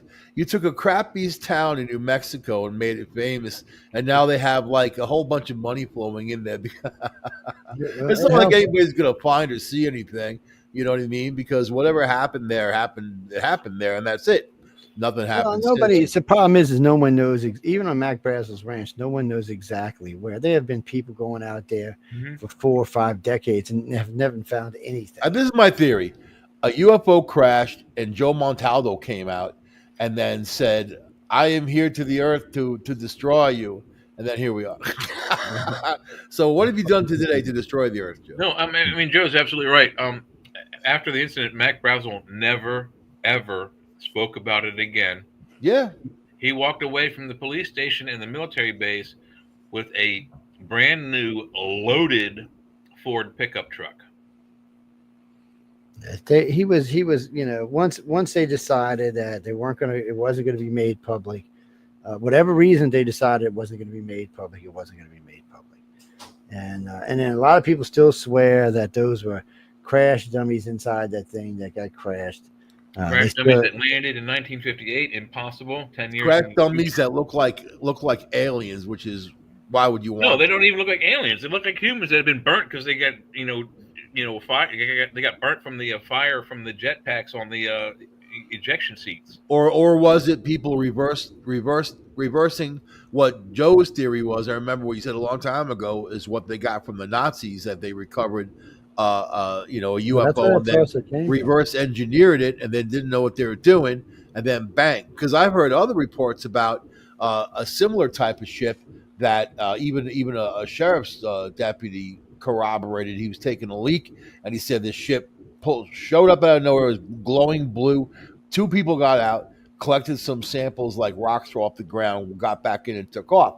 Meanwhile, the colonel in charge of that mission testified that he was one of the pilots, and then their mission was to zip out in the middle of the desert, collect some rock samples just to prove that they were there, and then zip back. So here you have on both ends the colonel, who was the pilot, and the cop who was there taking the leak, who was a witness to this. So obviously they've got technology that they've been working on more and more and more and more, and it's growing. And then as we get smarter, as our computers get better, faster and all that, we can decipher more info. Yeah, we can wait and see is what we're going to do. I do remember though, any race out there capable of intergalactic travel is going to have stuff that we can't even dream about. You can't even imagine. Yeah. But see, when people always crack me up when they talk about Roswell, so they make assumptions like, okay, the Greys are a relatively new technology. No, the Greys are 500 million or maybe even 1 billion years old. I doubt they have anything that you can break up. I would imagine by now everything they build is probably pretty much kill proof. I know they're the ones who do the policing for the galactic community, so I would imagine their ships are really excruciating. They have been at war, allegedly, according to their stories. Not in a long time they haven't been. Who rules the planet? Right, not the reptilians, not the humans, the Greys do. Yeah. So it tells you who the pecking order is right there. The women rule the planet. They wish. That also shows that the Greys and the reptilians and the humans are scared of the Greys. See, when I got in this field, I was always told, they worked for the humans and the reptilians, and come to find out later on, no, they do not. Yeah. They're actually scared of the freaking Greys. So that changes the whole perspective of things when you start to think about technologies and stuff. Their technology is far beyond anything we can even think of. It's not even in our sci-fi yet. That's how far advanced they are over us. And even for the reptilians and humans, the closest thing you would probably find to them is those 50s movies where nothing was ever connected inside the craft with any type of wiring, because they don't use wiring either. They do inside the box, but not outside. There's no connection. There's nothing to carry power around. So it's all built in through the ship. So I would imagine even that gives you even more reason why a ship would build not so it couldn't collapse, because if the power was flowing through the ship itself, it would act like a giant freaking bomb. So I imagine there's a lot of reasons. And then, of course, there is shielding. If they are running shielding like the Enterprise would run. So the Enterprise itself, without its shielding, would probably dig itself into our planet 2 miles deep before it actually did any damage to itself. And then if it had shields on when it did it, would probably just split us in half. Which is the shields would eventually fade, and then the ship would explode. Maybe they might fade. This is a small planet. That's a big ship, man. Traveling at lights. The original Enterprise only holds 400 people. Oh, I was talking about big, but we know Picard's Enterprise could survive a crash because Picard's Enterprise is 1,000. We also know that little crappy Enterprise type one survived a crash in the last movie. What was that stupid last one? Beyond whatever it was. The version of Scott Bakula's ship crashed there, and it survived. I would imagine whatever material they're made out of is going to be hard to crack up or dent or anything. Maybe you can melt it, but I don't know. That's not going to happen on an impact. And I would think in most cases you would see just what was described at Roswell, a hit and a skip. I think it would just, because if it didn't break up the nose or whatever, it just didn't break up on impact, especially if it was circular, it would just hit and act like a disc and start skimming away. But you know what, though? Even for the one where they found the other one, there wasn't any real skid marks anywhere. Mac Bradshaw Ranch is the only place where anything seemed to have slid. And I don't know why. Here we go. Just a little comparison for everybody. Man, I need some food. Oh shit! I forgot I was doing stuff. I was talking to y'all. Oh, it's Look at him. cool. All right, so this is the. I'll have to blow it up a little, I guess. This is the Enterprise TV show. Yeah, and that's the one that crashed in Star Trek Beyond and survived. Yeah. This has about 103 people as a crew. And this one, that next one, 400 to 500. This is the Enterprise original series. It has a crew of up to 400. 405 is usually what's recommended. This is Enterprise A, the reconstruction. They just built over top of the old body with the new body. So it can now hold, I think, 500 people, maybe 6. I don't know. They were pushing the first one a little bit higher, and I think they were pushing this one even higher than that. Yeah. But I know when we got to Picard's, we were up to 1,000. So this is the Enterprise A Excelsior class, and I don't know how many people it holds. It's 305 meters long. This is the Enterprise C, which I'm upstairs building, the model kit. It's 511 meters, and then the Enterprise D, this is Picard's ship, is 642 meters. The original Enterprise was 288 meters, and then it was elongated to 305 meters. Then we got Picard's next ship, the last one, the E, 685 meters. And then, what's his face? Alternate timeline, 725 meter long Enterprise original. Big ships. Yeah. They would probably destroy a planet if they crashed into it, I would think. Yeah. Oh, yeah. They probably would. Just their reactors alone would probably take them out. Those are the kind of things that, and eventually we'll build that kind of stuff. We'll have that kind of stuff in space, but not as a singular divided planet. We won't. Now, when Drax takes over, it'll be different. Drax will motivate everybody to become workers and do things, and we'll build an empire and go out into the galaxy and aggravate the Greys, reptilians, and humans. Jimmy Lee Brown, what's up, baby? Where you at tonight? Seattle, Washington. I hope you're safe up there in Seattle. No, I laugh because Seattle used to be one of my favorite cities. Now it's not. We'll just leave it at that. Who?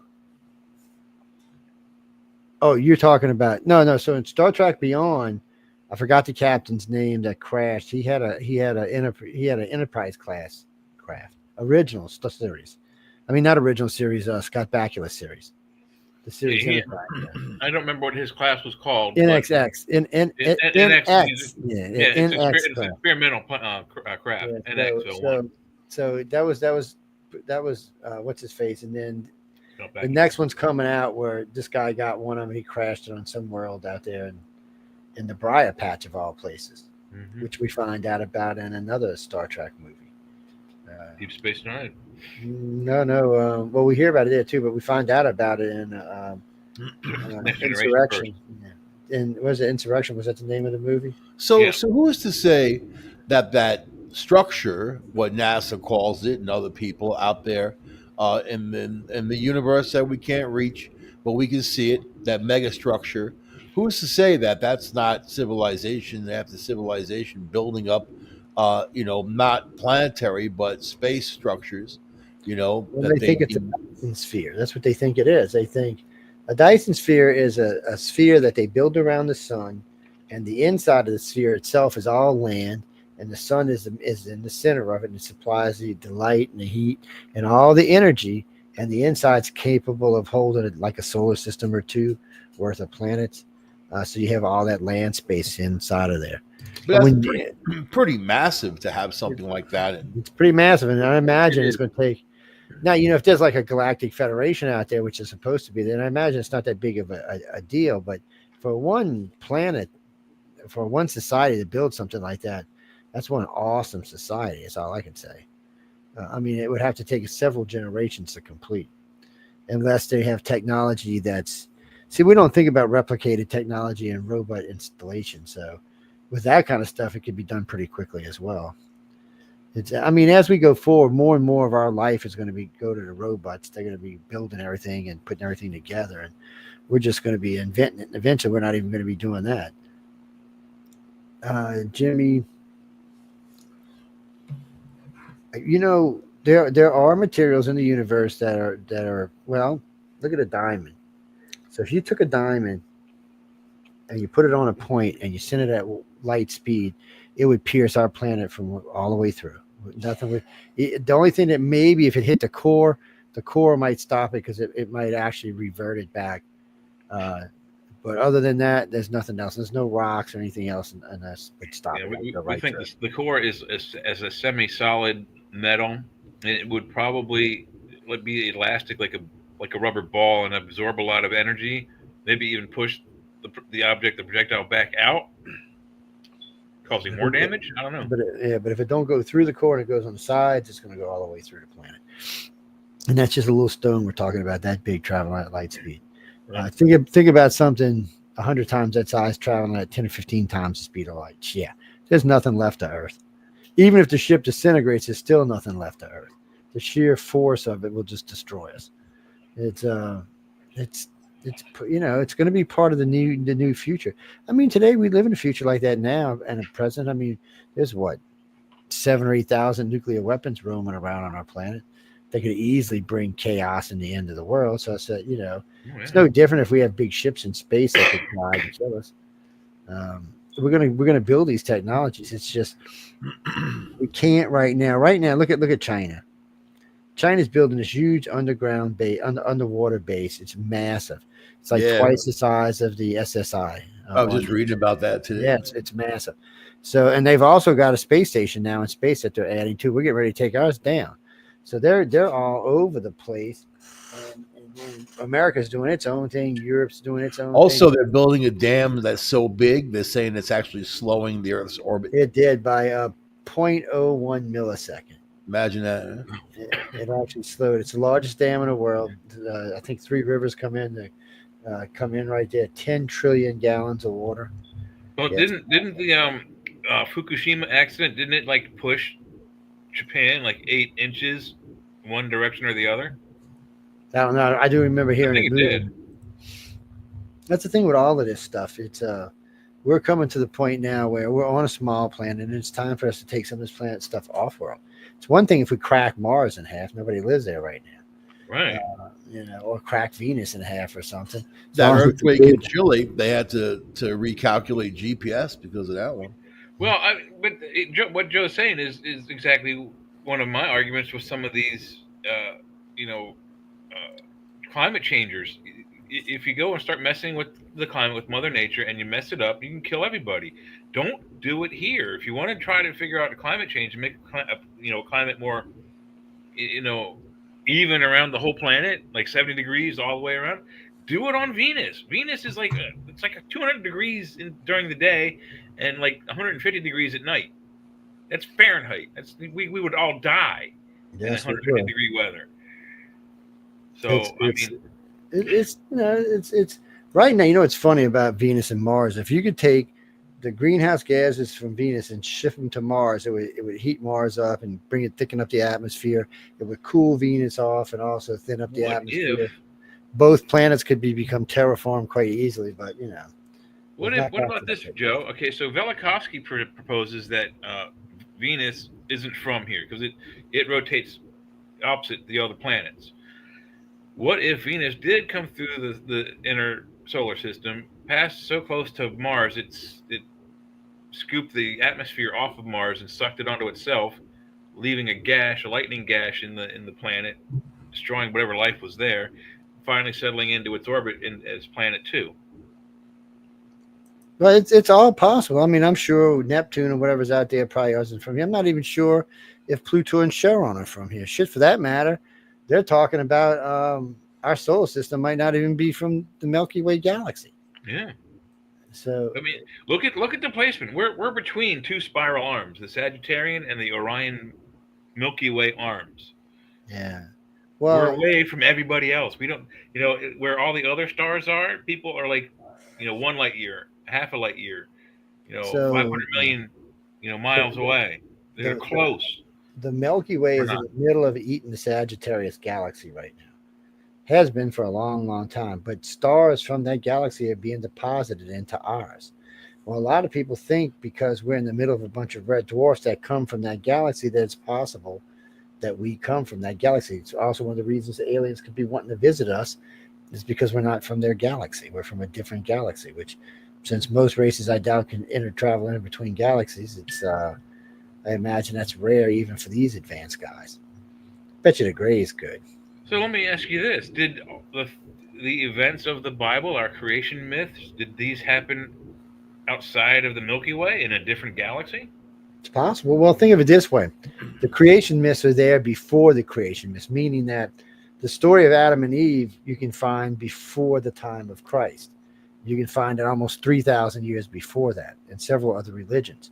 Not just that, you can also find Moses in the Great Flood in several other religions. So it doesn't look like those two events actually belong to the Christians. They just look like they usurped If you look them. at just one ancient religion before Christianity, the Sumerian, their Anunnaki religion, there are three men. One of them is a king, who are Noah. They're weird names. Sudra is the main one, and he's a king that is given there's a certain, I guess, celestial knowledge. There's a flood coming, and he's told to build an ark and take the. And I don't know the exact way they word it, but take the code. He doesn't take the animals; he takes the code, the genetic code somehow. Blood, maybe. I don't know how they did it. I think the whole thing with CIA and Project Stargate talking about that ship from Mars. If you read that transcript, it's very clear that that's where this civilization originated from. Is that those people there came here, and they probably couldn't live here. I mean, they must have come here for a reason, and there's several reasons. One, something destroyed the planet. They said something cataclysmic happened to the planet. They were living in big bunkers at that point when that psychic reached back and was feeling this. They were living in these huge bunkers, like these huge buildings to shield them from whatever was going on. But I don't think it was like man-made, whatever you want to call them. I think that it was cosmic, something that happened. We know something hit on one side of Jupiter. I mean, on side of Mars, because Olympus Mons came in on the other side, tallest volcano, and then there's the freaking gouge on one side of it. Looked like something just.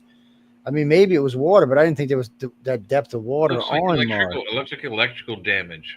But there's some type of. I mean, there's a canyon that makes a Grand Canyon look like a little baby stuff. In that report, it said that they were waiting for a response. They sent a ship to a planet that was close by. It was volcanic. It had a lot of stuff going on. But they said the one thing it had was like water and vegetation, which Mars didn't have anymore.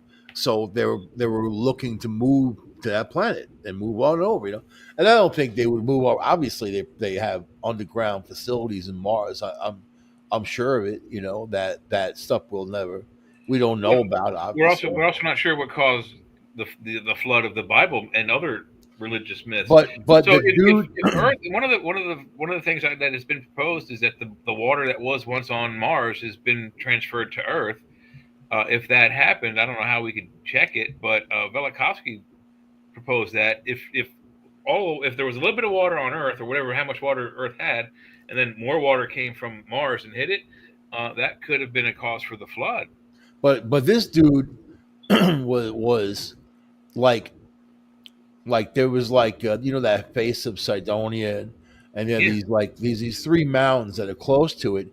The guy said those are pyramids. They're just covered in dust, but they're dirt, dust, but they're pyramids. I mean, he was naming all this stuff. Here's a psychic, here's an agent, right, giving you the psychic coordinates in an envelope, and this guy, you saying, okay, this is what I see at this location. They didn't even know where they were on Mars, but they were going right to it and saying what was going back. And at one point when the agent was like, go back a million years, what do you see? That was incredible. And then he was in a room with another person, and he said the person knew that he was there. He was present, which is crazy because that's a million years ago. How do you even accomplish that? But I think that it can be. I think through quantum tunneling, almost anything can be accomplished. True. But interesting also about that same region is the Cydonia region. There's a 5-sided pyramid, a pentagon building in that same complex. Let's say I have a quantum pencil, right? and I want to expand that pencil out into the universe. Doesn't matter how far, like light years. I don't even need Amazon. I don't even need a. No, I'm talking about a quantum pencil, right? It's going to go out into the universe. I'm going to be able to have one end of it in one hand and the other end in the other hand, yet it's out there in the universe doing its business, like going as far and wide. I'm not there out in the universe, but I'm holding the pencil that is, So I think that you can take quantum tunneling and bow it out to the point where you can create those points in space. You want to go to Mars, you can take, if you have the right device, you can just bow it out and then that's the energy wave. And then it's almost like an elevator in a way, but it will be so it's kind of like a wormhole. It's something that you can kind of White House, we can already do that. We can travel through time, open and close at will and travel. So you don't need a ship that can go warp speed, whatever. You just need something that can go through a hole and survive on the other side. And also survive atmospheres and things like that. And passes through the hole. But allegedly, the U.S. government, or not the government, the White House has said that they have, a type of time travel technology. So then they're able to go backwards and forwards. Because when Nikola Tesla died, he told John Trump that he built a time machine. And then, then he died. And it was John Trump, Dr. John Trump, Trump's uncle, who got all of his files. And when he said that there was nothing important in there, nothing. When he just downplayed, come on, you talk about Nikola Tesla. Then why were 80 cases given and 60 returned?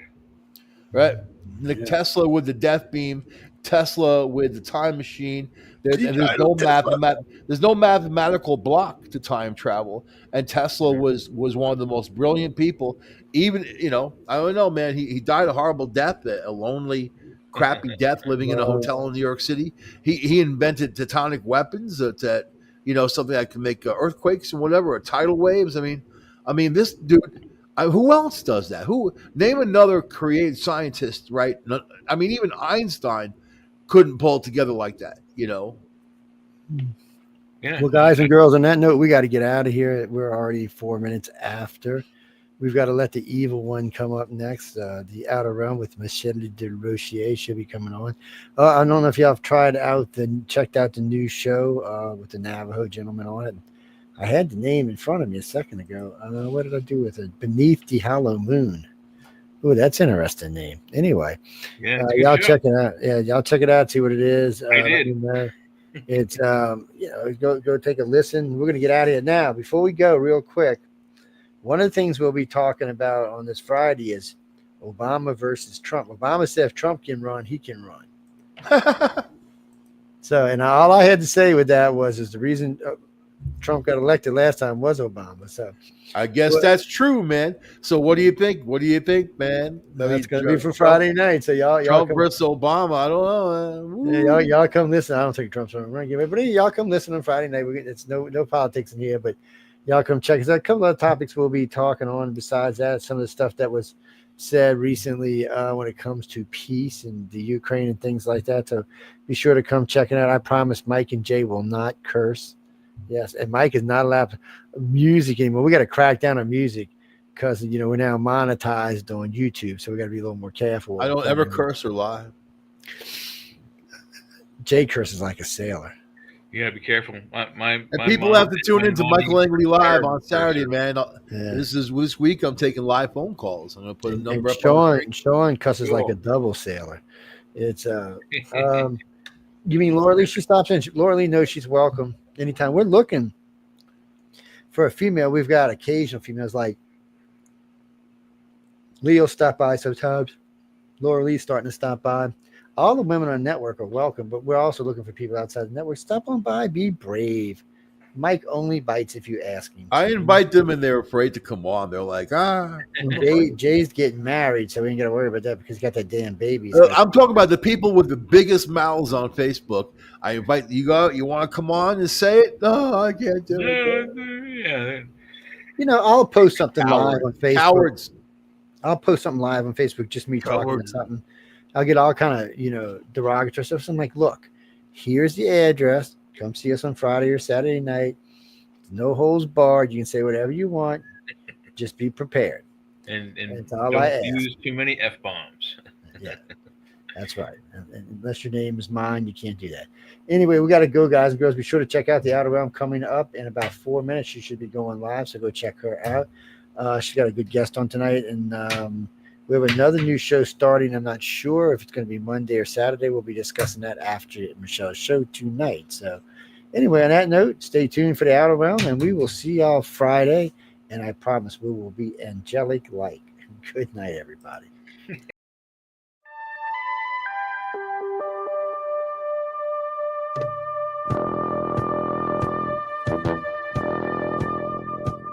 Tune in to UFO Undercover, Wednesdays at 8 p.m. Eastern, with your host, Joe Montaldo, right here on the Paranormal Radio Network.